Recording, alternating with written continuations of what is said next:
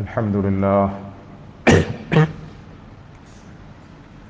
لله نحمده ونستعينه ونستغفره ونؤمن به ونتوكل عليه ونعوذ بالله من شرور أنفسنا ومن سيئات أعمالنا من يهده الله فلا مضل له ومن يضلله فلا هادي له ونشهد أن لا إله إلا الله وحده لا شريك له ونشهد أن محمدًا عبده ورسوله أرسله بالهدى ودين الحق ليظهره على الدين كله ولو كره المشركون صلى الله على سيدنا محمد وعلى آله وأصحابه وبارك وسلم تسليما كثيرا أما بعد فيا أيها الناس أوصيكم عباد الله ونفسي أولا بتقوى الله فقد قال الله سبحانه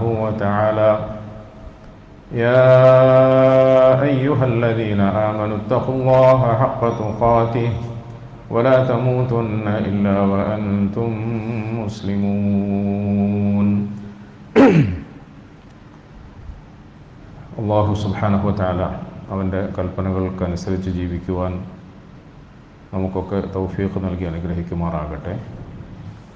അള്ളാഹുവിൻ്റെ കൽപ്പനകൾ അറിഞ്ഞ് അനുസരിച്ചുകൊണ്ട് സൂക്ഷ്മതയോടുകൂടി ജീവിക്കണമെന്ന് ഞാൻ എന്നോടും നിങ്ങളെല്ലാവരോടും വസിയത്ത് ചെയ്യുകയാണ്, ഓർമ്മപ്പെടുത്തുകയാണ്. ഈ ഒരാഴ്ചക്കാലം മുസ്ലിമീങ്ങളായ നമ്മെ സംബന്ധിച്ചിടത്തോളം വളരെ പ്രധാനപ്പെട്ട നിർണായകമായ പല വിഷയങ്ങളും മുന്നിൽ വെച്ചുകൊണ്ട് സൂക്ഷ്മതയോടുകൂടി മുമ്പോട്ട് നീങ്ങേണ്ട സമയമാണ്, സാഹചര്യമാണ്. ഏറ്റവും പ്രധാനമായി അടുത്ത വെള്ളിയാഴ്ചയ്ക്ക് മുമ്പായി ദുൽഹജ്ജ് മാസം സമാഗതമാകും. വളരെ അനുഗ്രഹീതമായ അമലുകളിലൂടെ അള്ളാഹുവിനോട് അടുപ്പം സിദ്ധിക്കേണ്ട ഒരു വർഷത്തിൽ ഏറ്റവും പ്രാധാന്യമർഹിക്കുന്ന ദിനരാത്രങ്ങൾ കടന്നു വരുന്നു എന്നത് അറിയാതെ പോകരുത് നമ്മൾ. ആ ദിനരാത്രങ്ങളിൽ കരുതലോടുകൂടി ശ്രദ്ധയോടുകൂടി അമലുകൾ ചെയ്യണമേ എന്ന് നാം ഓരോരുത്തരും നമ്മെ ഓർമ്മപ്പെടുത്തിക്കൊണ്ടേയിരിക്കണം.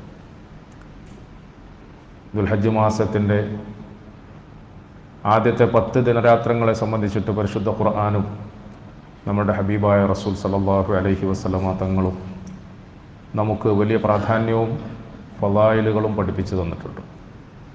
ആ ദിവസങ്ങൾ നഷ്ടപ്പെട്ടു പോകാതിരിക്കാൻ സമുദായം വളരെ ശ്രദ്ധിക്കേണ്ടത് അത്യന്താപേക്ഷിതമാണ്. ഈ മാസത്തിൻ്റെ ഈ പ്രധാനപ്പെട്ട ദിനരാത്രങ്ങളിൽ മിനയിലും അറഫയിലും മുസ്ദലിഫയിലും മക്കയിലും മദീനയിലുമൊക്കെയായി നമ്മളുടെ ഒട്ടനവധി സഹോദരി സഹോദരന്മാർ ഹജ്ജ് കർമ്മത്തിന് വേണ്ടി പോവുകയും അതിൽ നിരതരാവുകയും ചെയ്യുന്ന നാളുകളാണ്. ഹജ്ജ് കർമ്മത്തിലൂടെ മുസ്ലിം ലോകത്തിന് ഒരു പുതിയ ഉണർവും വിജയവും ലഭിക്കണമെന്ന് അവരോടൊപ്പം നമ്മളും ആഗ്രഹിക്കുകയും ആശിക്കുകയും പ്രാർത്ഥിക്കുകയും ഒക്കെ വേണം. ഹജ്ജിന് വേണ്ടി പോകുന്നത് സമുദായത്തിൽ നിന്നും അള്ളാഹുവിനാൽ ഓരോ വർഷവും തിരഞ്ഞെടുക്കപ്പെടുന്ന പ്രതിനിധികളാണ്. ഹജ്ജിൽ നമ്മൾ സമർപ്പിക്കുന്ന നമ്മുടെ അപേക്ഷകൾ, ആഗ്രഹങ്ങൾ, ദുആകൾ അതിനായി തിരഞ്ഞെടുക്കപ്പെട്ട ആളുകൾ അവിടെ സമർപ്പിക്കുമ്പോൾ അവരോടൊപ്പം ലോകമെമ്പാടുമുള്ള മുസ്ലിം ഉമ്മത്ത് മനസ്സുകൊണ്ട് ഐക്യദാർഢ്യം പ്രകടിപ്പിച്ച് അവരുടെ ദുആകളിൽ പങ്കാളികളാകാൻ ശ്രമിക്കണം. അഥവാ 20, 30, 40 ലക്ഷം മുസ്ലിം ഉമ്മത്ത് ഹജ്ജ് കർമ്മം മക്കയിലും മദീനയിലും മിനയിലും അറഫയിലും നിർവഹിക്കുമ്പോൾ കോടാനകോടി മുസ്ലിമീങ്ങൾ ലോകത്തിൻ്റെ നാനാ മുക്കുമൂലകളിലും രാവും പകലുമായി അള്ളാഹുലേക്ക് മനസ്സ് തിരിച്ചു പിടിച്ചുകൊണ്ട് നമ്മൾ അനുഭവിക്കുന്ന വ്യഥകളിൽ നിന്നും വേദനകളിൽ നിന്നും അവനോട് അഭയം പ്രാപിക്കണം, അഭയം തേടണം. അല്ലാതെ ഹജ്ജിന് പോയ ആളുകൾക്ക് മാത്രമല്ല ഹജ്ജിൻ്റെ ബാധ്യതയുള്ളത്. ഞാൻ സൂചിപ്പിച്ചതുപോലെ അവർ ഈ സമുദായത്തിൽ നിന്നും ഈ കൊല്ലം തിരഞ്ഞെടുക്കപ്പെട്ട നമ്മുടെ പ്രതിനിധികൾ മാത്രമാണ്. പടച്ചവൻ്റെ മുമ്പിൽ സമർപ്പിക്കുന്ന അപേക്ഷകൾ നമുക്കെല്ലാവർക്കും വേണ്ടിയുള്ളതാണ്. അതുകൊണ്ട് ഈ ദിനരാത്രങ്ങളെ സംബന്ധിച്ചിട്ട് കരുതലോടുകൂടി കഴിഞ്ഞുകൂടണമെന്നത് വളരെ പ്രധാനപ്പെട്ട ഒരു സംഗതിയാണ്. നഷ്ടപ്പെട്ടു പോകാതിരിക്കാൻ പ്രത്യേകം ശ്രദ്ധിക്കേണ്ടത് വളരെ അത്യന്താപേക്ഷിതമാണ്. ഈ ഹജ്ജോടുകൂടി മുസ്ലിം ഉമ്മത്തിന് ഒരു ഉണർവുണ്ടാകണം, ഒരു മാറ്റമുണ്ടാകണം, ഒരു വ്യതിയാനമുണ്ടാകണം. ഇന്ന് അനുഭവിച്ചു കൊണ്ടിരിക്കുന്ന പീഡനങ്ങളിൽ നിന്നും വേദനകളിൽ നിന്നും വിഷമങ്ങളിൽ നിന്നുമൊക്കെ കരകയറാൻ നമുക്ക് ഈ ഹജ്ജ് കാരണമാകണം. അത് ഇന്ത്യയിലെ മുസ്ലിമീങ്ങളെ സംബന്ധിച്ചിടത്തോളം വളരെ പ്രധാനപ്പെട്ടതാണ് എന്ന് പറയുമ്പോൾ ഇന്ത്യക്ക് പുറത്തുള്ള നമ്മുടെ മുസ്ലിമീങ്ങളുടെ അവസ്ഥാവിശേഷങ്ങൾ നമ്മൾ ആലോചിക്കേണ്ടതുണ്ട്. ഒരു പ്രദേശവാസികൾ നിർദ്ദയം കൊല ചെയ്യപ്പെടാൻ തുടങ്ങിയിട്ട് ദിവസങ്ങളല്ല മാസങ്ങൾ പിന്നിട്ടു. അവർക്ക് വേണ്ടി അല്പം ശബ്ദമെങ്കിലും ഉയർത്തിയിരുന്ന ആളുകൾ പോലും അവരെ മറക്കുകയും അതിൽ നിന്നും അറിഞ്ഞോ അറിയാതെയോ പുറകോട്ട് പോവുകയും ചെയ്യുന്ന ഒരവസ്ഥയുണ്ടായി. നമ്മുടെ പ്രിയപ്പെട്ട ഫലസ്തീനിലെ മുസ്ലിം സഹോദരി സഹോദരന്മാർ എത്ര നാളുകളായി നിർദാക്ഷിണ്യം കൊല ചെയ്യപ്പെടും. അവരുടെ വേദനകളുടെയും നൊമ്പരങ്ങളുടെയും വാർത്തകൾ ഇന്ന് നമുക്കൊരു സാധാരണ വാർത്തയായി വിശേഷമായി തീർന്നിരിക്കും. അവർക്ക് വേണ്ടി ഒച്ച ഉണ്ടാക്കാനോ ശബ്ദമുണ്ടാക്കാനോ എന്തെങ്കിലുമൊക്കെ പ്രതികരിക്കാനോ നമ്മൾ സന്നദ്ധരാകുന്നില്ലെന്ന് മാത്രമല്ല, അവർക്ക് വേണ്ടിയുള്ള ദുആക്കൾ പോലും നമുക്ക് അന്യമായി എന്നുള്ളതാണ് വസ്തുത. ആ സഹോദരങ്ങളെപ്പോലെ ലോകത്ത് മറ്റു പലരും പീഡനങ്ങൾക്ക് വിധേയരാണ്, വേദനകൾക്ക് വിധേയരാണ്. അവരുടെ കാര്യത്തിലൊക്കെ പ്രിയപ്പെട്ടവരെ നമുക്ക് ബാധ്യതയുണ്ട്, ഉത്തരവാദിത്വമുണ്ട്. ഈ നിലയിൽ മുസ്ലിമീങ്ങളായ നമ്മളെ സംബന്ധിച്ചിടത്തോളം മറ്റു പല പ്രശ്നങ്ങളും വിഷയങ്ങളും നമ്മുടെ മുമ്പിലുണ്ട്. അടുത്ത 5 വർഷക്കാലം ഈ രാജ്യത്തെ ആര് നയിക്കണമെന്ന് തീരുമാനിക്കപ്പെടാൻ പോകുന്ന നിർണായകമായ ചില ദിവസങ്ങൾ നമ്മുടെ മുമ്പിൽ കടന്നു വരാൻ പോവുകയാണ്. സ്വാഭാവികമായും ജനാധിപത്യ രാഷ്ട്രത്തിൽ ആ അർത്ഥത്തെ തികച്ചും മാനിക്കാത്ത രൂപത്തിൽ മറ്റു പല നിഗൂഢമായ നീക്കങ്ങളിലൂടെയും കണ്ണിൽ ചോരയില്ലാത്ത വിഭാഗം കടന്നാക്രമണത്തിലൂടെ തങ്ങളുടെ കസേര ഉറപ്പിക്കാൻ തത്രപ്പാടിലായി ശ്രമങ്ങൾ നടത്തിക്കൊണ്ടിരിക്കുമ്പോൾ മുസ്ലിം ഉമ്മത്തിനെ സംബന്ധിച്ചിടത്തോളം നമ്മൾ രാജാതിരാജനായ മാലിക്കുൽ മുലൂക്കായ അള്ളാഹുലേക്ക് തിരിയേണ്ട സമയമാണിത്. അധികാരം നൽകുന്നതും അത് നിലനിർത്തുന്നതും അത് ആരുടെ കയ്യിൽ കൊടുക്കണമെന്ന് തീരുമാനിക്കുന്നതുമൊക്കെ അള്ളാഹുവാണ് എന്ന് അടിയുറച്ച് വിശ്വസിക്കുന്ന നമ്മൾ കൈയുയർത്തി പ്രാർത്ഥിച്ചാൽ അത് കേൾക്കാൻ ഒരു പടച്ചവനുണ്ടെന്ന പ്രതീക്ഷ കൈവിടാതെ അത് സ്വീകരിക്കപ്പെടുന്ന തരത്തിലേക്ക് നമ്മുടെ ജീവിതത്തെ ഇനിയെങ്കിലും ഒന്ന് തിരിച്ചു കൊണ്ടുവരണമെന്നതാണ് ഈ ആഴ്ചയിൽ മുസ്ലിമീങ്ങളായ നമ്മൾ ചെയ്തു തീർക്കേണ്ട ഏറ്റവും വലിയൊരു ബാധ്യത. നമ്മളത് മറന്നു പോവുകയാണ്. നമ്മൾ വിജയമാണോ പരാജയമാണോ മുമ്പിൽ വരാൻ പോകുന്നത് എന്ന ആശങ്കയോടുകൂടി വിജയിക്കാൻ സാധ്യതയുള്ളവർ ആഘോഷത്തിമർപ്പുകൾക്ക് ആരവങ്ങൾ സൃഷ്ടിക്കാൻ ശ്രമിക്കുമ്പോൾ പരാജയപ്പെടുകയില്ല എന്നെല്ലാവരും വിശ്വസിച്ചുറപ്പിച്ചുകൊണ്ട് പലതും സ്വപ്നം കണ്ടു കഴിഞ്ഞുകൂടുമ്പോൾ മുസ്ലിമീങ്ങളെന്ന നിലയിൽ രാജാതിരാജനായ രക്ഷിതാവാണ് ഇതൊക്കെ തീരുമാനിക്കുന്നത് എന്ന തിരിച്ചറിവോടുകൂടി അള്ളാഹുവിലേക്ക് മനസ്സ് തിരിഞ്ഞ് ദുആ ചെയ്യേണ്ട സമയമാണ്. ദുആ മാത്രം പോരാ. റസൂലുള്ളാഹി സ്വല്ലല്ലാഹു അലൈഹി വസല്ലമ തങ്ങളുടെ ഹദീസുകൾ സൂചിപ്പിക്കുന്നത് പോലെ നിങ്ങളുടെ അമലുകളുടെ അടിസ്ഥാനത്തിലാണ് നിങ്ങളുടെ ഭരണാധികാരികളെ അള്ളാഹു നിശ്ചയിക്കുന്നത്. ഭൂമിയിൽ നിന്നും ആകാശത്തേക്ക് ഉയരുന്ന നന്മകളെ ആധാരമാക്കിയിട്ടാണ് ആകാശത്തു നിന്നും നിങ്ങൾക്ക് അനുകൂലമായ തീരുമാനങ്ങളെ അള്ളാഹു അവതരിപ്പിക്കുന്നത്. ഇതൊക്കെ ഹദീസാണ് പ്രിയപ്പെട്ടവരെ. തീർച്ചയായും മാലിക്കുൽ മുലൂക്കായ അള്ളാഹു, രാജാതിരാജനായ അള്ളാഹു, അവനാണ് അധികാരം നൽകുന്നവൻ, അധികാരം തിരിച്ചെടുക്കുന്നവൻ. ആ അധികാരത്തിൽ ആരെയാണ് അള്ളാഹു സുബ്ഹാനഹു വ തആല അവരോധിക്കുന്നത് എന്ന് നമ്മുടെ അമലുകളിലൂടെയാണല്ലോ നിശ്ചയിക്കപ്പെടുന്നത്. റസൂലുള്ളാഹി സ്വല്ലല്ലാഹു അലൈഹി വസല്ലമ തങ്ങളുടെ ഹദീസിൽ വളരെ വ്യക്തമായി വന്നിട്ടുണ്ട്, മുറൂ ബിൽ മഅറൂഫ് വനഹു അനിൽ മുൻകർ. നിങ്ങൾ നല്ല കാര്യങ്ങൾ പ്രവർത്തിക്കുകയും നല്ല കാര്യങ്ങളെ പ്രേരിപ്പിച്ചുകൊണ്ടിരിക്കുകയും വേണം. നന്മകൾ വളർത്തണം, നന്മകളെ പ്രചരിപ്പിക്കണം, നന്മകൾ ഈ ഭൂമിയിൽ ഉണ്ടാകണം. തിന്മകളെ നിങ്ങൾ തടയണം, തിന്മകൾ ഇല്ലായ്മ ചെയ്യണം, തിന്മകൾ ഇല്ലാതാക്കണം. അഥവാ നിങ്ങൾ നന്മയെ ഉപദേശിക്കുകയും തിന്മയെ തടയുകയും ചെയ്യുന്നില്ലെങ്കിൽ അള്ളാഹു സുബ്ഹാനഹു വ തആല നിങ്ങളുടെ മേൽ കരുണ കാണിക്കാത്ത ആളുകളെ അധികാരികളാക്കി അടിച്ചേൽപ്പിക്കുമെന്ന് റസൂലുള്ളാഹി സ്വല്ലല്ലാഹു അലൈഹി വസല്ലം. നിങ്ങളുടെ മേൽ കരുണ കാണിക്കാത്ത അഹങ്കാരികളെ നിങ്ങൾക്ക് മേൽ അധികാരികളായി അടിച്ചേൽപ്പിക്കുമെന്ന് റസൂൽ സ്വല്ലല്ലാഹു അലൈഹി വസല്ലം തങ്ങൾ പറഞ്ഞു. ആരാണ് ഇത് അടിച്ചേൽപ്പിക്കുന്നത്? ജനങ്ങൾക്ക് ആധിപത്യമുണ്ടെന്ന് നമ്മൾ വിശ്വസിക്കുമ്പോഴും അങ്ങനെ ഒന്നില്ലെന്ന് അനുഭവത്തിലൂടെ നമ്മൾ അറിഞ്ഞുകൊണ്ടിരിക്കുകയാണല്ലോ. എല്ലാ ആധിപത്യവും ഉള്ളവൻ അള്ളാഹുവാണ്. നമ്മൾ നന്മ വർദ്ധിപ്പിക്കുകയും തിന്മ ഇല്ലാതാക്കുകയും ചെയ്യുമ്പോൾ അള്ളാഹു നമുക്ക് അനുകൂലമായ തീരുമാനം തരുമെന്നാണ് റസൂലുള്ളാഹി സ്വല്ലല്ലാഹു അലൈഹി വസല്ലം തങ്ങൾ പറഞ്ഞു. പ്രിയപ്പെട്ടവരെ, എല്ലാ ഇരുട്ടും മാറി വെളിച്ചം വരാറുണ്ട്. എല്ലാ കഷ്ടതകളും മാറി സമാധാനം വരാറുണ്ട്. ഇപ്പോൾ നമ്മൾ കുറേ ദിവസങ്ങളായി ശക്തമായ ചൂടേറ്റ് തളർന്ന് വിയർത്ത് പടച്ചവനോട് ദുആ ചെയ്ത് അള്ളാഹുവിങ്കിൽ നിന്നും മഴ വർഷിച്ചപ്പോൾ നമുക്കൊക്കെ ആശ്വാസമായി, സമാധാനമായി. മഴ വർഷിക്കുന്നതിന് മുമ്പ് നമ്മൾ കാണാറില്ലേ, മഴ വർഷിക്കുന്നതിന് മുമ്പ് അന്തരീക്ഷം മൂടിക്കെട്ടും, ഇരുളുമുറ്റും, അങ്ങിങ്ങായി ചില കൊല്ലാമിന്നും ഇടയ്ക്കിടയ്ക്ക് ഭീകര ശബ്ദത്തോടുകൂടി ഇടിമുഴക്കങ്ങൾ കേൾക്കും. ഇടിമുഴക്കങ്ങൾ കേൾക്കുമ്പോഴും ഇരുടുമുറ്റുമ്പോഴും നമ്മുടെ മനസ്സിലൊരു പ്രതീക്ഷയുണ്ട്, കുറച്ച് കഴിഞ്ഞാൽ മഴ വർഷിക്കും, കുറച്ച് കഴിഞ്ഞാൽ ഈ മേഘം പെയ്തിറങ്ങും, കുളിർമയുണ്ടാകും, സമാധാനം ഉണ്ടാകും. പ്രിയപ്പെട്ടവരെ, ശരിയാണ്.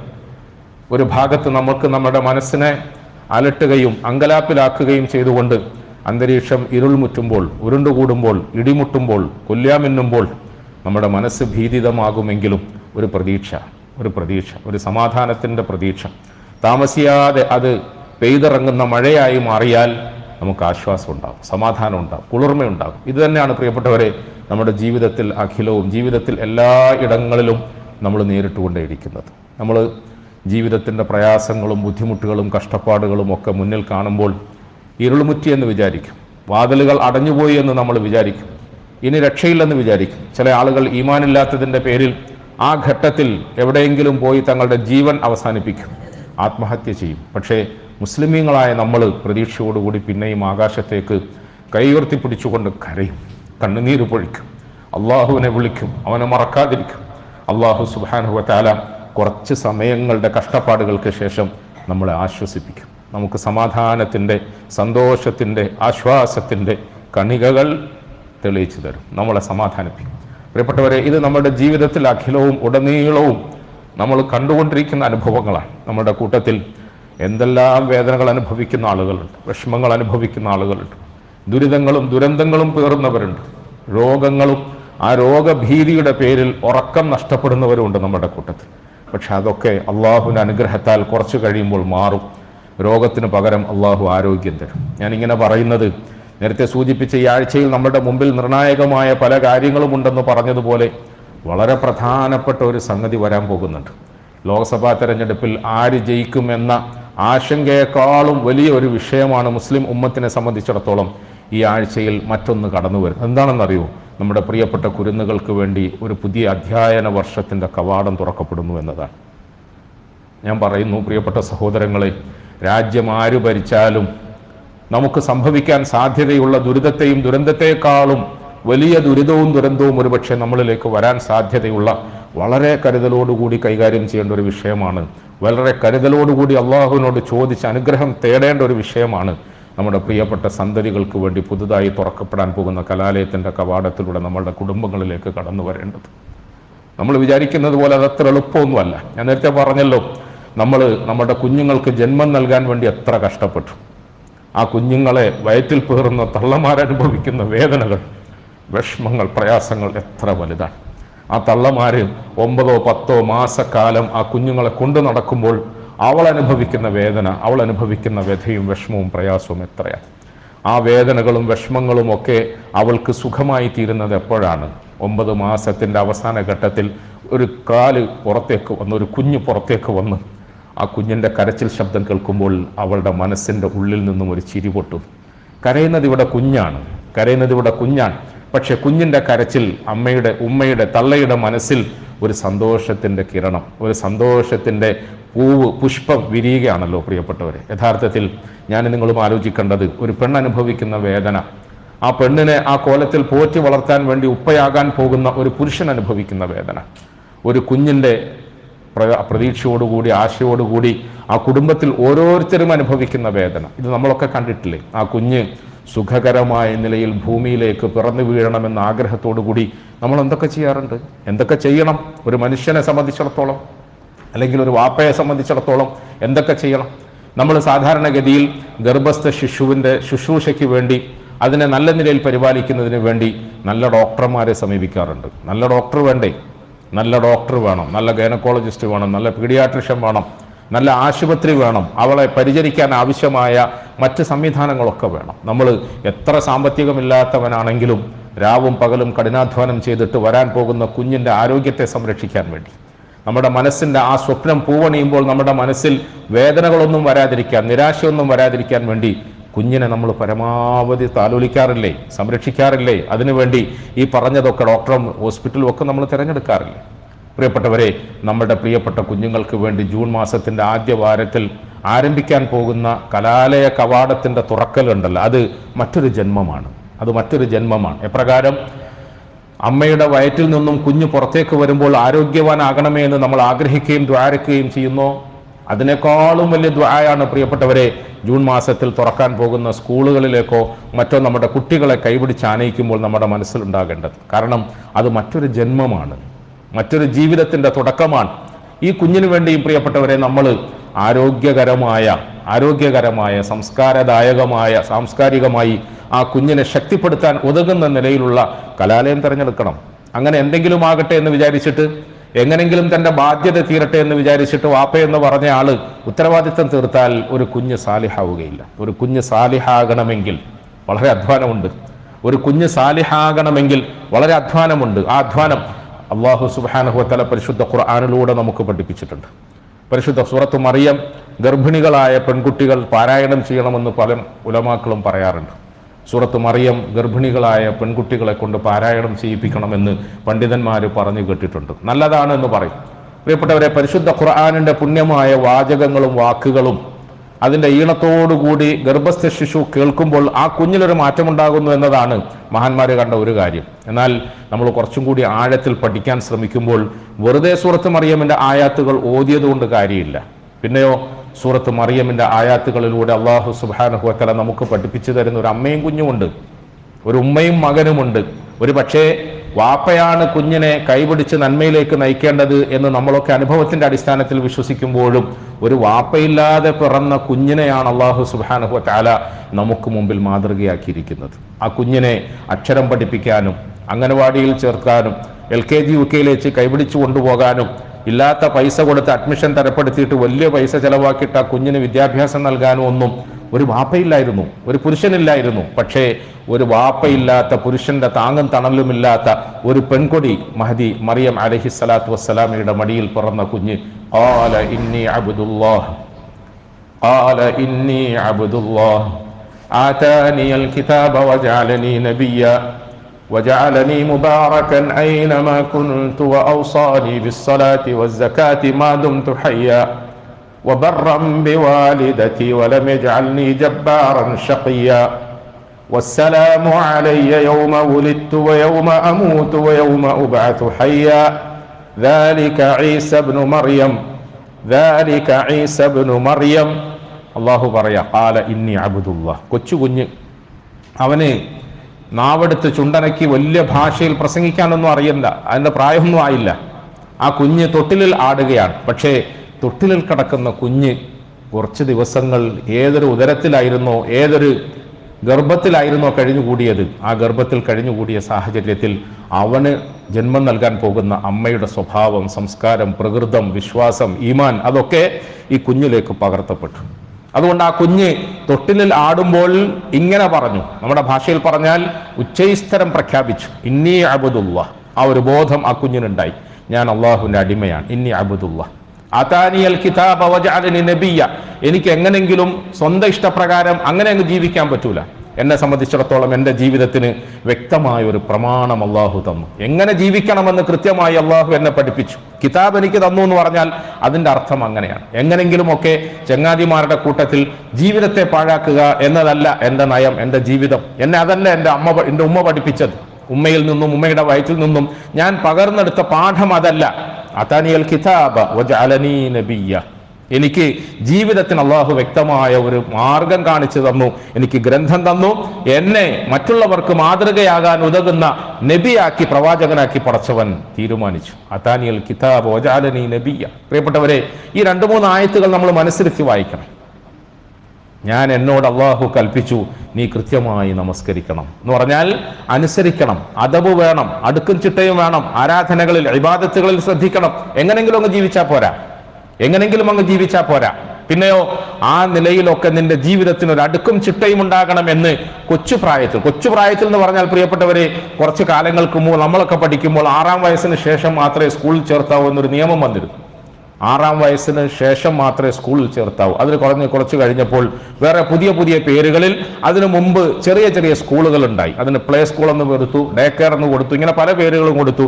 ഇപ്പം നമ്മൾ അതിന് പ്രീ സ്കൂൾ എന്ന് പേര് കൊടുക്കുന്നു. ഇങ്ങനെ പല പേരുകളിലും പുതിയ സ്കൂളിംഗ് സിസ്റ്റങ്ങൾ വരുന്നതിന് എത്രയോ നൂറ്റാണ്ടുകൾക്ക് മുമ്പ് തൊട്ടിലിൽ ആടുന്ന കുഞ്ഞിനെ കൊണ്ട് പടച്ചവൻ പറയിപ്പിച്ച ഒരു വലിയ സത്യം, ഒരു വലിയ ദഅവത്ത്, അല്ലെങ്കിൽ എന്നെയും നിങ്ങളെയും പോലെയുള്ള മാതാപിതാക്കൾക്ക് അള്ളാഹു നൽകുന്ന ഒരു കണിശമായ ഉപദേശം, പ്രിയപ്പെട്ടവരെ, നമ്മുടെ കുഞ്ഞുങ്ങൾ പിറന്നു വീഴുന്നതിന് മുമ്പ് ഈ മനോഭാവമുള്ളവരാകണം, ആക്കിയെടുക്കണം. അത് ആർക്കാണ് അതിന്റെ ഉത്തരവാദിത്തം? അതിന്റെ ഉത്തരവാദിത്തം ഒരിക്കലും ഈ കുഞ്ഞിനല്ല.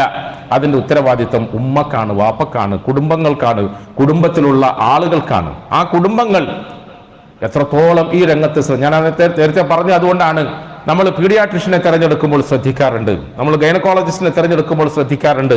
അങ്ങനെയാണെങ്കിൽ നമ്മുടെ പ്രിയപ്പെട്ട കുഞ്ഞുങ്ങൾ ഭൂമിയിലേക്ക് വന്നിട്ട് അക്ഷരം അറിയാൻ ആ സമയമാകുമ്പോൾ അതിനു വേണ്ടിയിട്ട് നമ്മൾ തിരഞ്ഞെടുക്കുന്ന കലാലയങ്ങൾക്കും തീർച്ചയായും നമ്മൾ ശ്രദ്ധിക്കേണ്ടതുണ്ട്. ആരാണ് അവനെ പഠിപ്പിക്കുന്നത്?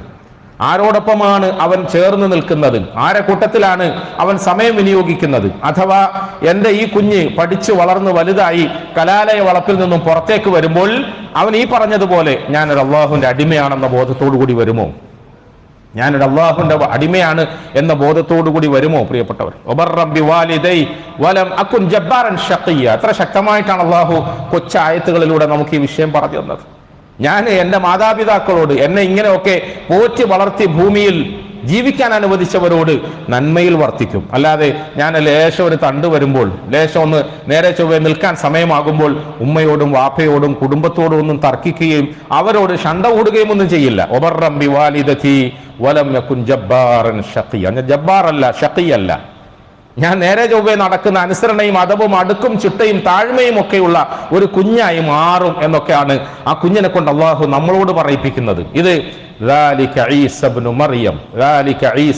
ഞാൻ ഇന്ന് രാവിലെ ഖുർആൻ ഓതുമ്പോൾ ഈ സൂറത്താണ് ഓതിയത്. അന്നേരമാണ് ഈ ആയത്തിന്റെ പ്രയോഗം.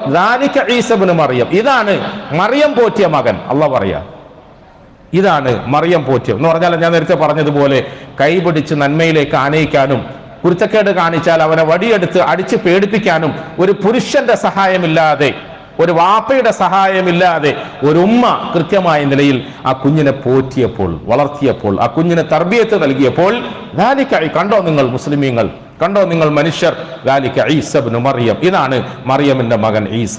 ഇങ്ങനെ ഒരു മകനെയാണ് നിങ്ങൾ പ്രതീക്ഷിക്കേണ്ടത്. അതിനാണ് ഗർഭിണിയോട് സൂറത്ത് മറിയം ഓതാൻ പറയുന്നത്, അല്ലാതെ വെറും ബറക്കത്തിന് വേണ്ടി മാത്രമല്ല. പ്രിയപ്പെട്ടവരെ, എന്തുകൊണ്ടാണ് മറിയം അലൈഹിസ്സലാം എന്ന ഒരു യുവതിയിൽ നിന്നും ഇങ്ങനെ ഒരു കുഞ്ഞിന് ജന്മം നൽകാൻ സാധ്യമായത് നമ്മൾ പരിശോധിക്കുമ്പോൾ നമുക്കൊരു പക്ഷേ വലിയ മഹത്വമൊന്നുമില്ലെങ്കിൽ പോലും ഇന്ന് നമ്മുടെ മുമ്പിൽ ഇരിക്കുന്ന വെളുത്ത വസ്ത്രം അണിഞ്ഞ തൊപ്പിയും തലപ്പാവും ഒക്കെ ധരിച്ച ഈ കൊച്ചു കുഞ്ഞുങ്ങൾ പള്ളിയുടെ മൂലയിൽ ഇരുന്നു കൊണ്ട് ഖുർആൻ പഠിക്കുന്നു, ഹദീസ് പഠിക്കുന്നു, അതുമായി ബന്ധപ്പെട്ട സംസ്കാരത്തെ ജീവിതത്തിൽ പകർത്താൻ ശ്രമിക്കുന്നു. പള്ളി ദർസുകളിലും പള്ളിമൂലകളിലും ഒക്കെയായി പടച്ചവനെ അറിഞ്ഞുകൊണ്ട് അറിവ് നേടാൻ ശ്രമിച്ചപ്പോൾ അതിന്റെ അംശം, അതിന്റെ അസർ, അതിന്റെ സ്വാധീനം ആ അമ്മയിലും കുഞ്ഞിലുമൊക്കെ ഉണ്ടായി എന്നതാണ് സത്യം. കാരണം മഹദി മറിയം അലൈഹിസ്സലാത്തു വസ്സലാം പഠിച്ചത് ഏത് യൂണിവേഴ്സിറ്റിയിലാണ്, ഏത് സ്കൂളിലാണ്, ഏത് കോളേജിലാണ്, എവിടുന്നാണ് അവരിങ്ങനെയൊക്കെ ഒരു നല്ല കുടുംബജീവിതവും നല്ല സന്താന പരിപാലനവും ഒക്കെ ശീലിച്ചതെന്ന് നമ്മൾ പരിശോധിക്കുമ്പോൾ അന്നത്തെ കാലഘട്ടത്തിൽ പള്ളിയിലെ ഖതീബായിരുന്ന, പള്ളിയിലെ ഉസ്താദായിരുന്ന സക്കരിയ എന്ന പേരിൽ അറിയപ്പെട്ട അലൈഹിസ്സലാത്തു വസ്സലാം ഒരു മഹാനായ പ്രബോധകൻ, ഒരു പ്രവാചകൻ, അദ്ദേഹത്തിന്റെ കയ്യിൽ നന്മയിൽ വളർത്തണമെന്ന ആശയോടുകൂടി മാതാവും പിതാവും വിശ്വസിച്ചേൽപ്പിച്ച ഒരു കുഞ്ഞ്. ഞാൻ ഒരുപാട് ചരിത്രങ്ങൾ പറയാൻ സമയമില്ലല്ലോ. ഖുർആൻ വളരെ വ്യക്തമായി ഈ ചരിത്രം നമുക്ക് പഠിപ്പിച്ചു തരുന്നത് ഞാൻ എൻ്റെ പ്രിയപ്പെട്ട സഹോദരങ്ങളോട് സൂചനയുടെ രൂപത്തിൽ ഇങ്ങനെ പറഞ്ഞു പോകുന്നത്, പ്രിയപ്പെട്ടവരെ, ജൂൺ മാസത്തിന്റെ ആദ്യ വാരത്തോടുകൂടി നമ്മുടെ കുട്ടികൾക്ക് വേണ്ടി പുതിയ സ്കൂളുകൾ തുറക്കുമ്പോൾ നമ്മൾ ആലോചിക്കണം, ഇതൊക്കെ നമ്മൾ പഠിക്കണം. വെറുതെ അങ്ങനെ പറഞ്ഞ് പ്രസംഗിച്ചങ്ങ് വിട്ടാ പോരാ. ഒരു കുടുംബം, ഒരു വാപ്പയും ഉമ്മയും തങ്ങൾക്ക് മക്കൾ ഉണ്ടാകുമ്പോൾ അത് ആൺകുട്ടിയാണെങ്കിൽ പള്ളിക്ക് കൊടുത്തേക്കാമെന്ന് നേർച്ചയാക്കുന്നു. ഇന്നി നദർതു ലക മാ ഫീ ബത്നി മുഹററൻ ഫതഖബ്ബൽ മിന്നി ഇന്നക അൻതസ് സമീഉൽ അലീം. ഉമ്മയും ബാപ്പയും, അത് ഇതിനു മുമ്പുള്ള ഒരു ഉമ്മയും ബാപ്പയാണ്. അവര് മനസ്സാ അള്ളാഹുവിനോട് ഇങ്ങനെ ഒരു വാഗ്ദാനം ചെയ്യുക. നമ്മുടെ ഭാഷയിൽ പറഞ്ഞാൽ നേർച്ച നേരുകയാണ്. എൻ്റെ ഭാര്യയ്ക്ക് അവളുടെ പള്ളയിൽ ഒരു കുഞ്ഞ് വളരുന്നു, ആ കുഞ്ഞൊരു പുരുഷനാണെങ്കിൽ, ആണാണെങ്കിൽ, ആൺകുട്ടിയാണെങ്കിൽ, പടച്ചവനെ നിന്റെ ഭവനത്തിന്റെ സേവകനായി നിനക്ക് വേണ്ടി ഞാൻ തന്നേക്കാം എന്ന് പറയും. അവസാനം അവര് കാത്തിരുന്ന് പ്രസവിച്ചപ്പോൾ അവര് പ്രതീക്ഷിച്ചതുപോലെ ആ കുഞ്ഞാണായില്ല, പിന്നെ ആരായി? പെണ്ണായി പോയി. പെണ്ണായി പോയി. പ്രിയപ്പെട്ടവരെ, പെണ്ണായി പോയി. അതുകൊണ്ട് ഇവളെ ദർസിൽ അയക്കാൻ കഴിയില്ല, പള്ളിയിൽ അയക്കാൻ കഴിയില്ല, മദ്രസയിൽ അയക്കാൻ കഴിയില്ല, ഇസ്ലാമിക് യൂണിവേഴ്സിറ്റിയിൽ അയച്ചിട്ട് ആലിമാക്കാൻ കഴിയില്ല, ഹാഫിളാക്കാൻ കഴിയില്ല. എന്തു ചെയ്യുമെന്നൊക്കെ വിചാരിച്ചു, വേദനിച്ചു. പക്ഷേ പടച്ചവനാണല്ലോ കുഞ്ഞുങ്ങളെ നന്നാക്കേണ്ടത്. മാതാപിതാക്കൾക്ക് ശ്രദ്ധയുണ്ടെങ്കിൽ, അവർക്ക് നല്ല പ്രാർത്ഥനയുണ്ടെങ്കിൽ, അവർക്ക് അള്ളാഹു നല്ല ആഗ്രഹം നൽകിയിട്ടുണ്ടെങ്കിൽ ഏത് പ്രതികൂല സാഹചര്യത്തിലും കുഞ്ഞുങ്ങൾ നന്നാകും എന്നതിന് ഒരു തെളിവായി അള്ളാഹു സുബ്ഹാനഹു വ തആല നമുക്ക് തന്നു. മറിയം എന്ന ഈ പെൺകുട്ടിയെ സക്കരിയ എന്ന ഇമാമിന്റെ കയ്യിൽ ഏൽപ്പിച്ചു കൊടുക്കുകയാണ്. സക്കരിയ അലൈഹിസ്സലാമയുടെ ശിക്ഷണത്തിലും പരിചരണത്തിലും പള്ളിയുടെ മെഹ്റാബ് എന്ന് തന്നെയാണ് ഖുർആൻ പറയുന്നത്. മെഹ്റാബ് എന്ന് പറയുന്നത് ഇമാമ നിൽക്കുന്നതിന്റെ തൊട്ടടുത്തൊരു ചെറിയ കൂരയിൽ ആ പെൺകുട്ടി വളർന്നു, നന്മ കേട്ട് വളർന്നു, നല്ലത് ശീലിച്ചു. ആ പെൺകുട്ടിയിൽ നിന്നും എത്ര അത്ഭുതകരമായ ഒരു ജന്മം ഭൂമിയിൽ ഉണ്ടായി. ഖുർആൻ ശരിക്കും പഠിക്കൂ പ്രിയപ്പെട്ടവരെ. ഞാൻ വീണ്ടും പറയുന്നു, ഗർഭസ്ഥ ശിശുക്കളെ വയറ്റിൽ പേറുന്ന പെൺകുട്ടികൾ സൂറത്ത് മറിയം ഓതണമെന്ന് പറയുന്നത് വെറുതെ അല്ല. സൂറത്ത് മറിയം ഓതണം, അത് പഠിക്കണം, അതിന്റെ അർത്ഥം മനസ്സിലാക്കണം. അങ്ങനെ ആയാൽ പുറത്തേക്ക് വരാൻ പോകുന്ന ഈ കുഞ്ഞ് സാലിഹാകും എന്നതിൽ സംശയമൊന്നുമില്ല. പുറത്തേക്ക് വന്നതിന് ശേഷം വിശ്വസിച്ച് നമ്മളൊരു കലാലയത്തിൽ കൊണ്ടുപോയി ആക്കാൻ പോകുന്ന നമ്മുടെ കുഞ്ഞുങ്ങളും പഠിച്ചു വളരുമ്പോൾ നല്ലവരായി വളരുമെന്നതിൽ സംശയമൊന്നുമില്ല. പ്രിയപ്പെട്ടവരെ, ആ ദറസിന്റെ പരിസരത്ത് നല്ലത് മാത്രം കേട്ട് വളർന്ന ആ പെൺകുട്ടിയിൽ നിന്നും പിന്നീട് ഒരു ആൺകുട്ടി ജനിച്ചപ്പോൾ ആ ആൺകുട്ടി അംഗനവാടിയിൽ പോലും പോകാതെ ഉമ്മയുടെ മടിത്തട്ടിൽ തൊട്ടിലിൽ ആടിക്കൊണ്ട് നേരത്തെ പറഞ്ഞ വലിയ വലിയ വലിയ വലിയ സംസ്കാരങ്ങൾ പറഞ്ഞു. ഞാനൊരു പടച്ചവന്റെ അടിമയാണ്, ഞാൻ അഹങ്കാരിയൊന്നുമല്ല, ഞാൻ ഉമ്മാക്കും വാപ്പാക്കും അനുസരണ ചെയ്യും, ഞാൻ ഖുർആനിന്റെയും അഥവാ പ്രമാണങ്ങളുടെ അടിസ്ഥാനത്തിൽ നന്മയുടെ മാർഗത്തിൽ ഉറച്ചു നിന്ന് ജീവിക്കും. ഇങ്ങനെയൊക്കെ നല്ലൊരു പ്രഖ്യാപനത്തോടുകൂടി കലാലയത്തിൽ നിന്ന് പുറത്തു വരുന്ന കുഞ്ഞുങ്ങളാകണം നമ്മുടെ കുഞ്ഞുങ്ങൾ. പ്രിയപ്പെട്ടവരെ, അതിനാണ് നമ്മൾ പള്ളി ദറസിൽ അയക്കണമെന്നും അറബി കോളേജുകളിൽ അയക്കണമെന്നും ഖുർആൻ പഠിപ്പിക്കണമെന്നും ഹദീസ് പഠിപ്പിക്കണമെന്നും ഒക്കെ പറയുന്നത്. നമുക്കൊരു പക്ഷേ അതൊന്നും ഇന്നത്തെ കാലഘട്ടത്തിന്റെ ചിന്തയ്ക്കനുസരിച്ചിട്ട് നല്ലതായി തോന്നുന്നില്ലെങ്കിലും ഒരുപക്ഷെ നമ്മുടെ കുഞ്ഞുങ്ങൾ മുസ്ലിയാരായി പോകുമോ എന്ന് ഭയപ്പാടുണ്ടെങ്കിലും പ്രിയപ്പെട്ടവരെ, നമ്മുടെ കുഞ്ഞുങ്ങൾ മുസ്ലിയാരാവുക എന്നുള്ള നമ്മളുടെ കുഞ്ഞുങ്ങൾ ഭൗതിക കോളേജുകളിലോ യൂണിവേഴ്സിറ്റികളിലോ പോയി വലിയ വലിയ ഡിഗ്രികൾ കരസ്ഥമാക്കിയിട്ട് വലിയ പണം സമ്പാദിക്കുക എന്നതുമല്ല. നമ്മളുടെ കുഞ്ഞുങ്ങൾ നമുക്ക് ഉപകാരപ്പെടുന്നുണ്ടോ എന്നുള്ളതാണ്. നമ്മളുടെ കുഞ്ഞുങ്ങൾ അവർക്ക് ഉപകാരപ്പെടുന്നുണ്ടോ എന്നുള്ളതാണ്. നമ്മളുടെ കുഞ്ഞുങ്ങൾ അവരുടെ പടച്ചവനെ മറക്കാതെ ജീവിക്കുന്നുണ്ടോ എന്നുള്ളതാണ്. നമ്മളുടെ കുഞ്ഞുങ്ങൾ അവരുടെ കൂട്ടുകെട്ടുകൾ മോശമാക്കിയിട്ട് അവരുടെ ജീവിതത്തെ തകർത്ത് തരിപ്പണമാക്കുന്നുണ്ടോ എന്നുള്ളതാണ്. പ്രിയപ്പെട്ടവരെ, നമ്മൾ കണ്ടുവരുന്ന അനുഭവത്തിന്റെ അടിസ്ഥാനത്തിൽ എൻ്റെ കൂട്ടത്തിൽ പഠിച്ച കുറെ സഹോദരങ്ങളുണ്ട്. അതിൽ യൂറോപ്പുകാരുണ്ട്, ഇംഗ്ലണ്ടുകാരുണ്ട്, അമേരിക്കക്കാരുണ്ട്. അങ്ങനത്തെ സഹോദരങ്ങളിൽ നിന്നും ചില അനുഭവങ്ങൾ കേട്ടപ്പോൾ പ്രിയപ്പെട്ടവരെ, ഡ്യൂസ്ബറി എന്ന് പറഞ്ഞാൽ ലണ്ടനിലാണ് എൻ്റെ കൂട്ടത്തിൽ പഠിച്ച സഹോദരങ്ങളുണ്ട്. അവര് അനുഭവം പറഞ്ഞു. ഒരു ദിവസം അവരുടെ മദ്രസയുടെ തൊട്ടടുത്ത് ജീവിക്കുന്ന യഹൂദ കുടുംബം, ജൂത കുടുംബം, ആ ജൂത കുടുംബത്തിൽപ്പെട്ട സ്ത്രീ അവരുടെ 2-3 മക്കളെയും കൂട്ടി മദ്രസയിൽ വന്നു. മദ്രസയിൽ വന്നിട്ട് ഉസ്താദിനോട് പറഞ്ഞു, ഈ കുഞ്ഞിനെയും നിങ്ങൾ ഇവിടുന്ന് പഠിപ്പിക്കുന്ന കുഞ്ഞിനെ പോലെ ആക്കി തരണമെന്ന് പറഞ്ഞു. ഇവിടുന്ന് പഠിക്കുന്ന കുഞ്ഞുങ്ങളെ പോലെ ഈ കുഞ്ഞുങ്ങളെയും ആക്കി തരണമെന്ന് ഒരു ജൂത സ്ത്രീ, ജൂതയായ അമ്മ അവിടുത്തെ ഉസ്താദന്മാരോട് വന്ന് ആവശ്യപ്പെടുക. അപ്പൊ അദ്ദേഹം പറഞ്ഞു, നമ്മളിവിടെ മുസ്ലിമീങ്ങളായ ആളുകൾ ഖുർആനും ഹദീസുമാണ് ഹാഫിൾ ആവുകയാണ്, ആലിമാവുകയാണ്. ഹാഫിൾ എന്ന് പറഞ്ഞാൽ എന്താ? ആലിം എന്ന് പറഞ്ഞാൽ എന്താ? അത് ഏത് യൂണിവേഴ്സിറ്റിയിലെ ഡിഗ്രിയാ? എവിടുന്ന് അത് പഠിക്കുന്നത്? ഇതൊന്നും അവർക്കറിയില്ല. അവരോട് വീണ്ടും പറഞ്ഞു, ജൂത സ്ത്രീയോട് പറഞ്ഞു, ഇത് ഞങ്ങൾ ഖുർആൻ പഠിക്കുന്ന സ്ഥലമാണ്. തൊപ്പി തലയെക്കെട്ട് ജുബ്ബൊക്കെ ഇട്ടുകൊണ്ട് പള്ളിയുടെ ഉള്ളിൽ ഇങ്ങനെ പഴഞ്ചന്മാരെന്ന് നിങ്ങളൊക്കെ വിളിക്കുന്ന സാധുക്കളായ ഞങ്ങളുടെ മക്കളെ ഖുർആൻ പഠിപ്പിക്കുന്നു, ഹദീസ് പഠിപ്പിക്കുന്നു. അവർ പറഞ്ഞു, അത് എൻ്റെ മക്കൾക്കും പഠിപ്പിച്ചോളൂ. എന്ത് പഠിപ്പിച്ചാലും വേണ്ടിയില്ല, എൻ്റെ മക്കളും നിങ്ങളുടെ മക്കളെ പോലെ ആകണം. എന്തുകൊണ്ടാണ് നീ അങ്ങനെ ചിന്തിക്കുന്നത്? അവര് പറഞ്ഞു, ഈ യൂറോപ്യൻ സാഹചര്യത്തിൽ, വൃത്തികെട്ട ദുഷിച്ച സാഹചര്യത്തിൽ ഞാൻ കാണുന്നു നിങ്ങളുടെ മക്കളുടെ അദബ്, സംസ്കാരം, സ്വഭാവം, അനുസരണ, അവരുടെ കണ്ണ് കട്ടുനോക്കാതെ സൂക്ഷിച്ച് ജീവിക്കുന്നത് ഞങ്ങൾ കാണുന്നുണ്ട്. ഞങ്ങൾ ഇവിടെ മൃഗങ്ങളെക്കാളും വൃത്തികെട്ട ജീവിതം ഞങ്ങൾ നയിച്ചുകൊണ്ടിരിക്കുക. പ്രിയപ്പെട്ടവരെ, കുറച്ച് കാലങ്ങൾക്ക് മുമ്പ് നമുക്കിത് യൂറോപ്പിന്റെ അനുഭവമായിട്ടാണ് പറയാൻ കഴിയുക, അല്ലെങ്കിൽ ഇംഗ്ലണ്ടിന്റെയും അമേരിക്കയുടെയും ഒക്കെ അനുഭവമായിട്ടാണ് പറയാൻ കഴിയുക എങ്കിൽ ഇന്ന് ഇതിനേക്കാളും വൃത്തികെട്ട രീതി നമ്മുടെ രാജ്യത്ത് നമ്മൾ ഇങ്ങനെ അനുഗമിക്കുകയാണ്. നമ്മുടെ നാട്ടിൽ നമ്മളൊക്കെ ഇത് അനുകരിക്കാൻ ശ്രമിക്കുക, എന്നിട്ട് അതൊരു പുരോഗതിയാണെന്ന് വിചാരിക്കുക. മുസ്ലിമീങ്ങളായ മുസ്ലിയാക്കന്മാരായ നമ്മൾ തലക്കെട്ടും കെട്ടി അങ്ങനത്തെ ഏതെങ്കിലും ആളുകളുടെ മുമ്പിലേക്ക് പോയാൽ അവർ നമ്മുടെ മുഖത്ത് നോക്കി ഇങ്ങനെ ഒരു അവജ്ഞയോടുകൂടി അവഹേളിക്കുന്ന രൂപത്തിൽ ഒരു പുളിച്ച ചിരി പാസ്സാ. കാരണം നമുക്കിതൊന്നും അറിയില്ലല്ലോ പ്രിയപ്പെട്ടവരെ. നമ്മളെക്കാളും വലിയ ആളുകളാണെന്ന് വിചാരിച്ചവർ അവർ ജീവിച്ച് മടുത്തിട്ട് അവർ വലിച്ചെറിഞ്ഞ ഒരു ദുഷിച്ച സംസ്കാരത്തെ ഇപ്പൊ നമ്മൾ പുതിയ വളർച്ചയുടെ ഭാഗമായിട്ട് എടുത്തണിയാൻ ശ്രമിക്കുകയാണ്. അവർ ഉച്ഛിഷ്ടമായി വലിച്ചെറിഞ്ഞതൊക്കെ നമ്മൾ ഇങ്ങനെ വാരി വിഴുങ്ങാൻ ശ്രമിക്കുകയാണ്. ഈ കുടുംബം അഥവാ ജൂത കുടുംബം അവരുടെ മക്കളെയും ഇങ്ങനെ ആക്കി തരണം എന്ന് പറഞ്ഞപ്പം ഉസ്താദന്മാർ പറഞ്ഞു അത് സ്വാഭാവികമായും പ്രയാസമാണ്. കാരണം മുസ്ലിം ആകണം, ഇസ്ലാം മതം സ്വീകരിക്കണം, ഖുർആൻ പഠിക്കണം, ഹദീസ്, ഇവിടെ അതാണ് പഠിപ്പിക്കുന്നത്, അല്ലാതെ വേറെ യൂണിവേഴ്സിറ്റി ഡിഗ്രിക്കൊന്നുമല്ല. അവർ പറഞ്ഞു അങ്ങനെയാണെങ്കിൽ എൻ്റെ മക്കൾ നന്നാകാൻ, എൻ്റെ മക്കൾ മനുഷ്യരാകാൻ, എൻ്റെ മക്കൾ നിങ്ങളുടെ മക്കളെ പോലെ അനുസരണയും അമ്മയും അച്ഛനെയും ഒക്കെ അനുസരിക്കുന്നവരാകാൻ വേണ്ടി അവർ മുസ്ലിമാകാൻ ഞാൻ തയ്യാറാ, ഞങ്ങൾ മുസ്ലിമാകാൻ ഞങ്ങൾ തയ്യാറാണ്. അവർ മുസ്ലിമായി. അവരുടെ മക്കളെ ഈ പറഞ്ഞ പള്ളിയിൽ പഠിപ്പിക്കുന്നു. അവർ തലക്കെട്ടും തൊപ്പിയൊക്കെ കെട്ടി ഇന്ന് അവർ സുഖമായി ഖുർആനും ഹദീസും പഠിക്കും. പ്രിയപ്പെട്ടവരെ, അതേ രാജ്യത്ത് തന്നെ എന്നോടൊപ്പം പഠിച്ച മറ്റൊരു സഹോദരൻ പറഞ്ഞൊരു അനുഭവമുണ്ട്. യൂണിവേഴ്സിറ്റിയിൽ പഠിക്കാൻ കൊണ്ടാക്കി. ആര്? വലിയ കലാലയ, ഇസ്ലാമിക് യൂണിവേഴ്സിറ്റിയിൽ നിന്നും, വലിയ കലാലയത്തിൽ നിന്നും ഇസ്ലാമികമായി വലിയ ഡിഗ്രി എടുത്തുകൊണ്ട് അങ്ങനെ ദീനിയായ സേവനം ചെയ്യാൻ വേണ്ടിയിട്ട് ആ രാജ്യത്തെത്തിപ്പെട്ട ഒരു വലിയ പണ്ഡിതൻ. ആ പണ്ഡിതന്റെ ഫാമിലിയോടൊപ്പം താമസിക്കുമ്പോൾ അവിടെ കുഞ്ഞുങ്ങളുണ്ടായി. ആ കുഞ്ഞുങ്ങളെ അവർ വിചാരിച്ചതുപോലെ കൺട്രോൾ ചെയ്യാൻ സാധിച്ചില്ല. ആ കുഞ്ഞുങ്ങളെ ആ രാജ്യത്തെ സ്കൂളുകളിൽ പഠിക്കാൻ അയച്ചിട്ട് എന്ത് പഠിച്ചിട്ടാ വന്നത്? എന്ത് പഠിച്ചിട്ടാ? മിമ്പറാണിത്, സമയം ഒരുപാടായി, ഞാൻ ഒരുപാട് വിശദീകരിക്കാൻ പറ്റാത്ത സാഹചര്യത്തിൽ, പക്ഷെ പറയേണ്ടതില്ലല്ലോ പ്രിയപ്പെട്ടവരെ. പുതിയ കലാലയ വളപ്പുകളുടെ ദുഷിച്ച സംസ്കാരങ്ങൾ തങ്ങളുടെ മക്കളിലേക്ക് കടന്നു വരാൻ സാധ്യതയുള്ള തരത്തിൽ അവർ കോഴ്സിന് ചേർത്തു, കുട്ടികളെ പഠിപ്പിച്ചു. കുറച്ച് നാൾ കഴിഞ്ഞപ്പം ഈ മക്കളൊക്കെ കൈവിട്ടുപോയി, കൺട്രോൾ വിട്ടുപോയി.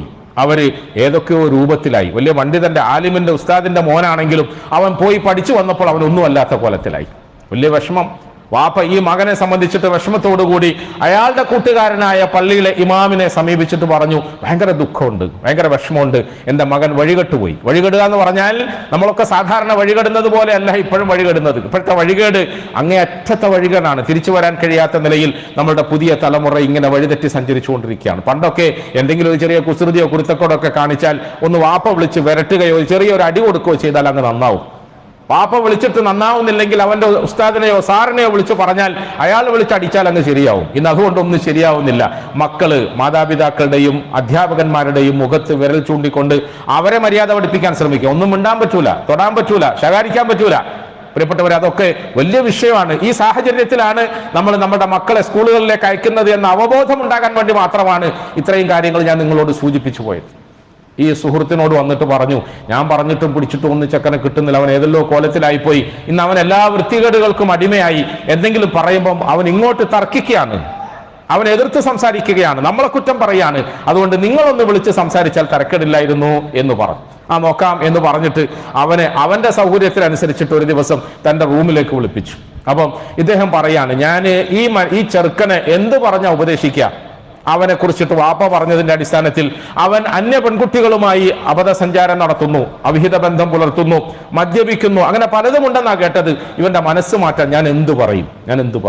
അവസാനം ഈ ആലിമു പറയാണ്, ഞാൻ ഇങ്ങനെ ആലോചിച്ചു, റസൂലുള്ളാഹി സ്വല്ലല്ലാഹു അലൈഹി വസല്ലം തങ്ങളുടെ സന്നിധിയിൽ ഒരു മനുഷ്യൻ വന്നിട്ട് വ്യഭിചരിക്കണമെന്ന് എനിക്ക് താല്പര്യമുണ്ടെന്ന് പറഞ്ഞപ്പോൾ അള്ളാഹുവിന്റെ റസൂൽ സ്വല്ലല്ലാഹു അലൈഹി വസല്ലം എടുത്ത് പ്രയോഗിച്ച ഒരു മാർഗം ഉണ്ടല്ലോ, നബി തങ്ങൾ സല്ലല്ലാഹു അലൈഹി വസല്ലം ആ മനസ്സ് മാറ്റാൻ വേണ്ടിയിട്ട് തങ്ങൾ പ്രയോഗിച്ച ഒരു മാർഗം, അത് തന്നെ പ്രയോഗിക്കാം, അത് സുന്നത്താണല്ലോ, മനസ്സ് മാറുമായിരിക്കുമെന്ന് വിചാരിച്ച് അവനെ വിളിച്ച് റൂമിലിരുത്തി ചായയും കാപ്പിയൊക്കെ കൊടുത്ത് സംസാരിക്കാൻ തുടങ്ങിയപ്പോൾ ഞാൻ ചോദിച്ചു, മോനെ, നീ ഇങ്ങനെ അവിഹിതമായ ബന്ധത്തിൽ ഏർപ്പെടുന്നത് വളരെ മോശമല്ലേ? വേറൊരു പെൺകുട്ടിയോട്, വിവാഹം കഴിക്കാത്ത പെൺകുട്ടിയുമായി വ്യഭിചാരത്തിൽ ഏർപ്പെടുക എന്ന് പറഞ്ഞാൽ പാതകമല്ലേ എന്നിങ്ങനെ പറഞ്ഞപ്പോൾ അവനൊരു താല്പര്യമില്ലാത്തതുപോലെ തന്നോടുകൂടി കേട്ടോണ്ടിരുന്നു. എന്നിട്ട് ഞാൻ അവനോട് ചോദിച്ചു, റസൂൽ സല്ലല്ലാഹു അലൈഹി വസല്ലം തങ്ങൾ ചോദിച്ചതുപോലെ, മോനെ, നിന്റെ പ്രിയപ്പെട്ട സഹോദരിയോടൊപ്പം ഏതെങ്കിലും ഒരു അന്യപുരുഷൻ ഇങ്ങനെ ബന്ധപ്പെട്ടാൽ, അല്ലെങ്കിൽ നിന്റെ ഉമ്മയോടൊപ്പം ആരെങ്കിലും ഇപ്രകാരം ബന്ധപ്പെട്ടാൽ നീ അത് സഹിക്കുമോ എന്ന് ചോദിച്ചപ്പം അവനിങ്ങനെ പെട്ടെന്ന് ചാടി തല പൊക്കിയിട്ട്, അതിനെന്താ കുഴപ്പം? അവർക്ക് രണ്ടുപേർക്കും അഭിപ്രായ വ്യത്യാസമില്ലെങ്കിൽ, എതിർപ്പില്ലെങ്കിൽ കുഴപ്പമൊന്നുമില്ല എന്നിവൻ പറഞ്ഞു. ഈ ആലിമ് പൊട്ടിക്കരഞ്ഞുകൊണ്ട് പറയാം, നമ്മുടെ സമുദായത്തിലെ പുതിയ തലമുറ സഞ്ചരിക്കുന്നത് എങ്ങോട്ടാ? മുഹമ്മദ് മുസ്തഫ സല്ലല്ലാഹു അലൈഹി വസല്ലം തങ്ങളുടെ മുമ്പിൽ വന്ന് ആറാബിയായ, അക്ഷരമറിയാത്ത ആ സാധുവായ മനുഷ്യൻ വ്യഭിചാരത്തെ കുറിച്ചിട്ട് പറഞ്ഞപ്പോൾ അല്ലാഹുവിന്റെ റസൂൽ ചോദിച്ച ചോദ്യം, മോനെ, നിന്റെ ഉമ്മയോടൊപ്പം ആരെങ്കിലും വ്യഭിചരിച്ചാൽ നിനക്ക് ഇഷ്ടപ്പെടും? വല്ലാഹി അള്ളാഹുവിനെയും അവന്റെ റസൂലിനെ തന്നെയാണ് സത്യം, ഞാൻ അതൊരിക്കലും ഇഷ്ടപ്പെടുകയില്ല എന്ന് പറഞ്ഞു. അതൊരു മനുഷ്യത്വമാണ് പ്രിയപ്പെട്ടവരെ, അതൊരു മനുഷ്യത്വമാണ്. നിന്റെ സഹോദരിയോടൊപ്പം ആരെങ്കിലും വ്യഭിചാരിക്കൽ ഏർപ്പെട്ടാൽ നീ ഇഷ്ടപ്പെടുമോ എന്ന് ചോദിച്ചപ്പോൾ ഒരിക്കലുമില്ല എന്ന് പറഞ്ഞു. ആ നല്ല സംസ്കാരത്തിന് അക്ഷരമറിയാത്ത ആളുകളെ പാകപ്പെടുത്തിയെടുത്ത ഒരു സാമൂഹിക സാഹചര്യം ഉണ്ടായിരുന്നു. അതിൽ നിന്നുമാണ് നമ്മൾ അകന്ന് പുരോഗതി എന്ന തെറ്റായ ധാരണയോടുകൂടി നമ്മൾ ഇങ്ങനെ പറഞ്ഞു. അള്ളാഹു കാത്തുരക്ഷിക്കുമാറാകട്ടെ. അമ്മയോടായിരുന്നാലും പെങ്ങളോടായിരുന്നാലും അവളൊക്കെ പെണ്ണാണ് എന്നൊരു വിശ്വാസം വളർത്തുക. അതാണ് നമ്മുടെ കലാലയത്തിന്റെ സംസ്കാരം. എന്റെ പ്രിയപ്പെട്ട സഹോദരങ്ങളെ, ഞാൻ പറഞ്ഞു വന്നത് മുസ്ലിം ഉമ്മത്തിനെ സംബന്ധിച്ചിടത്തോളം ജൂൺ മാസത്തിന്റെ ആദ്യ വാരം എന്ന് പറയുന്നത്, ആദ്യ ആഴ്ച എന്ന് പറയുന്നത് വളരെ പ്രധാനപ്പെട്ട ആഴ്ചയാണ്. നമ്മൾ ആകാശത്തു നിന്ന് മുതിർന്നു വീഴുന്ന മഴത്തുള്ളികളിലൂടെ കുളിർമ പ്രതീക്ഷിക്കുന്നത് പോലെ ആ അള്ളാഹുവിൽ നിന്ന് തന്നെ വരേണ്ട ഒരുപാട് നല്ല തീരുമാനങ്ങൾക്ക് വേണ്ടി കണ്ണുനീര് പൊഴിക്കേണ്ട ദിവസങ്ങളാണിത്. നമ്മൾ അള്ളാഹുവിനോട് ദുആ ചെയ്യണം, അള്ളാഹുവിനോട് കരയണം, അവനിലേക്ക് അഭയം പ്രാപിക്കണം. ഒപ്പം നമ്മൾ നമ്മുടെ ഉത്തരവാദിത്തങ്ങളെ ഉണർന്ന് പ്രവർത്തിക്കണം. വാപ്പ എന്ന നിലയിൽ, ഉമ്മ എന്ന നിലയിൽ, മൂത്ത സഹോദരൻ എന്ന നിലയിൽ, ഉസ്താദ് എന്ന നിലയിൽ, നാടിന്റെ പ്രധാനികൾ എന്ന നിലയിലൊക്കെ നമുക്ക് ഓരോ ഉത്തരവാദിത്തങ്ങളുണ്ട്. ഈ ഉത്തരവാദിത്തങ്ങളൊക്കെ നമ്മൾ കൃത്യമായി ഉണർന്ന് പ്രവർത്തിക്കണം. നമ്മൾ ആരും അലസതയിലാകരുത്, ഗഫലത്തിലാകരുത്.